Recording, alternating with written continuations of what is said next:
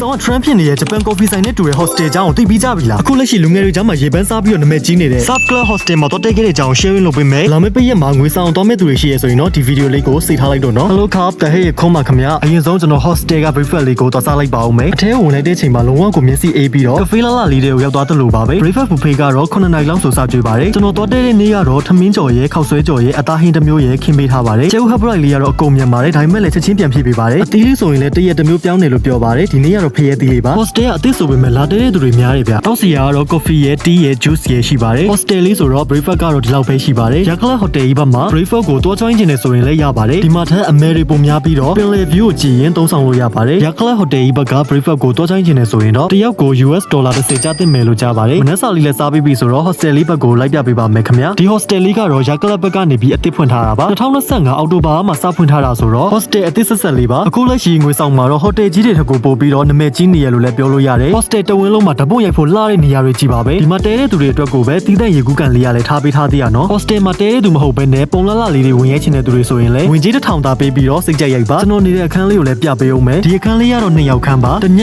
ကို US ဒေါ်လာ50ပေးရပါတယ်တယောက်တည်းဒါမှမဟုတ်ဗီဇာလေးနဲ့လာမယ်ဆိုရင်တော့ဒီအခန်းလေးအဆင်ပြေပါတယ်ဒီချိုးကဲအိမ်သားလေးကတော့တွဲရက်လေးဖြစ်ပြီးတော့အထက်ကနေပြန်ပြီးတော့မထွက်ချင်လောက်အောင်ကိုတော်တော်လေး luxury ဆန်ပါတယ်ကျွန်တော်ဒီမှာတဲရတာကြိုက်တဲ့တစ်ချက်လေးရှိသေးတယ်ပင်လယ်နဲ့နည်းနည်းလေးအလံဝေးတဲ့ထဲမှာပါတော့ညဘက်မှာလိုင်းတန်ကြီးတွေစုနေတာမျိုးလည်းမရှိတော့ဘူးတိတ်ဆိတ်ပြီးတော့နေလို့ကောင်းတဲ့ထဲမှာပါပါတယ်ကျွန်တော်ရဲ့ဗီဒီယိုလေးကတော့ဒီလောက်ပါပဲအဆုံးထိကြည့်ပေးလို့ကျေးဇူးပါအားလုံးပဲ see you ပါ